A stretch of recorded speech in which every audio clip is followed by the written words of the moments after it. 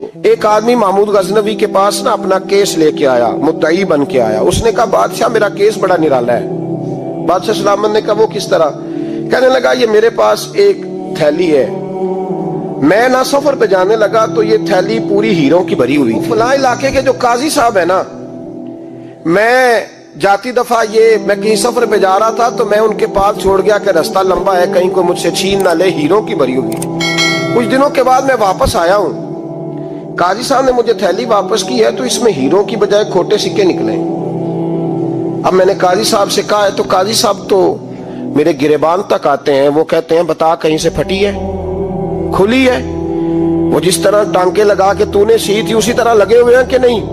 تو حضور لگے بھی بالکل اسی طرح ہے، نہ پھٹی ہے نہ کھلی ہے۔ اب میں لٹ گیا ہوں، میری کل عمر کی کمائی ضائع ہو گئی، کھوٹے سکے کہاں اور ہیرے کہاں؟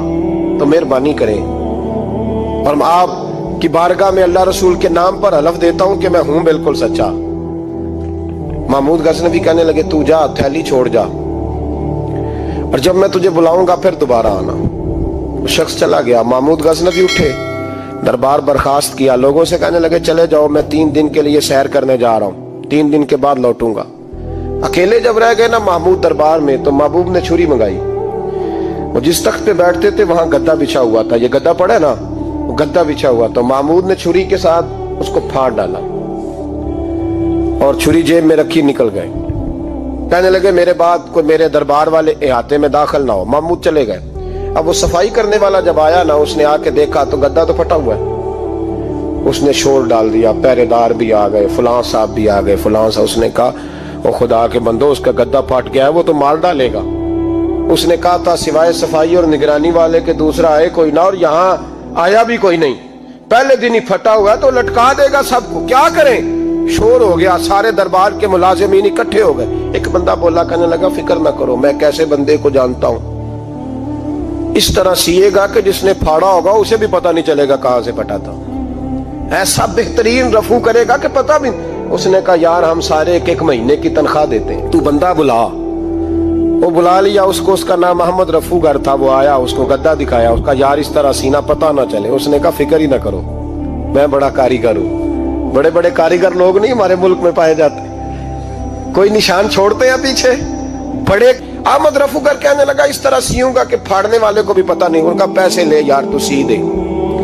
اس نے سی دی، اگلے شام ہی لا کے بچھا دیا گدا۔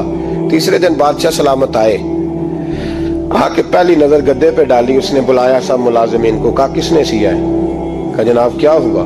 کہا یہ پھٹا ہوا تھا۔ کس نے؟ کہا نہیں پھٹا ہی نہیں۔ وہ کہنے لگے بنو بات، میں خود پھاڑ کے گیا تھا، تو بتاؤ صحیح سیا کس نے ہے؟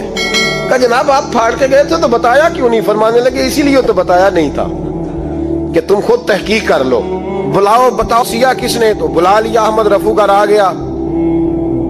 اس کو جب بلا کے سامنے بادشاہ کھڑا کیا، کہا بھئی تو نے سیا ہے؟ کہنے لگا حضور آپ کے سارے ملازم کٹھے ہو کے آئے تھے، میری غلطی کوئی نہیں۔ کہا نہیں یار تو بڑا کاریگر ہے، میں نے اپنے ہاتھ سے پھاڑا تھا پر مجھے بھی نہیں پتا چل رہا کہاں سے پھٹا تھا۔ اچھا یہ بتا یہ تھیلی جو ہے یہ بھی تو نے سی تھی؟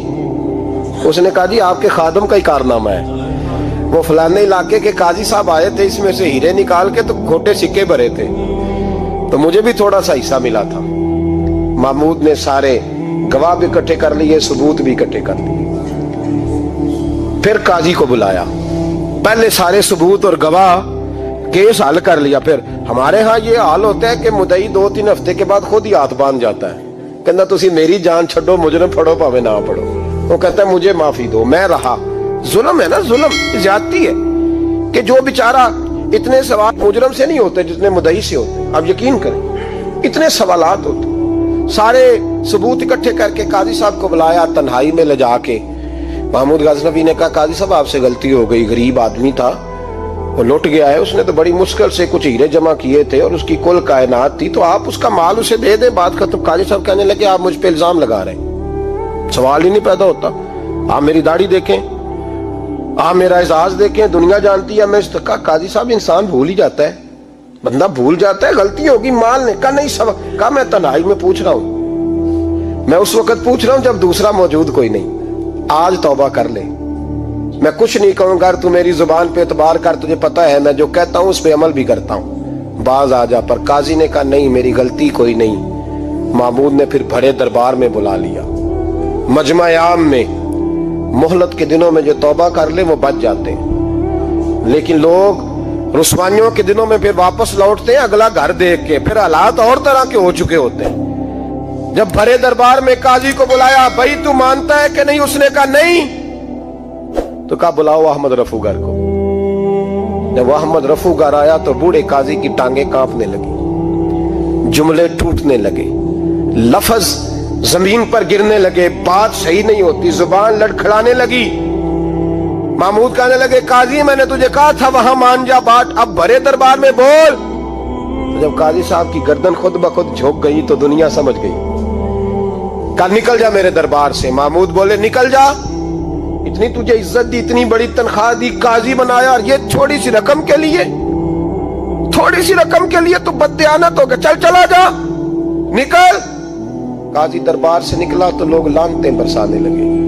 कल जो दुकानें छोड़ के सलूट करने आते थे वो कहने लगे इसकी उम्र देखो, इसके काम देखो, देखो इसने क्या किया। घर गया, बच्चे जिनके लिए पाप कमाया था, जिन्ना ली तू पाप कमाए हुन किथे नहीं हो तेरे घर दे।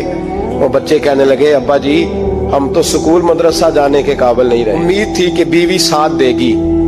वो कहने लगी मैं मेके कैसे जाऊंगी, गली की औरतें तरह तरह की बातें बनाती हैं। और भाई कामयाबियों के बड़े सरबराह होते हैं, तो कामयाब हो जाए तो सारे कहते हैं मेरी सपोर्ट से हुआ है। नाकामियां हमेशा यतीम होती हैं, नाकामियों का कोई सरबराह नहीं होता।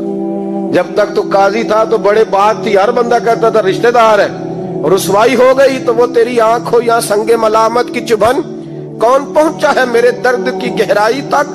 दौरे शोहरत में तो यारों ने किया याद बहुत, साथ आया ना कोई कूचे रुसवाई तक। और मियाँ साहब कहने लगे सारी उम्र ही आटा गुद है, मैं लखा कीते नहीं पेड़े, अब वक्त आया ही ते मोहम्मद बख्शा कोई नहीं हूं बैठा नेड़े। हालात ही बदल गए। काजी खामोशी से अंदर चला गया, अपनी रुसवाई समेट के बिस्तर पे लेटा। ना रोटी की भूख लगी, ना पानी की प्यास लगी, ना नींद आई, सारी रात तड़पता रहा। सवेरे घर वालों ने दरवाजा खोला तो रूह परवास कर गई थी, दुनिया छोड़ गया। हजरत अबू नूर अलैहिर्रहमा बोले, फरमाने लगे याद रखो कभी बददियानती ना करना, कभी। ये तो महमूद गजनवी की अदालत थी, कयामत में रब करीम की अदालत लगेगी। और फरमाया वहां तो गवाही देने वाला अहमद रफूगर था, कयामत में तो तुम्हारे अपने हाथ पैर गवाहियां देंगे, हमारा अपना वजूद गवाही देगा। और फरमाया यहाँ तो लानते दुनियादार बरसाते थे, वहां फरिश्ते होंगे। और काजी को तो मौत आ गई थी, कयामत में तो दोबारा मौत भी कोई नहीं आएगी, वहां तो रहना है और सहना है।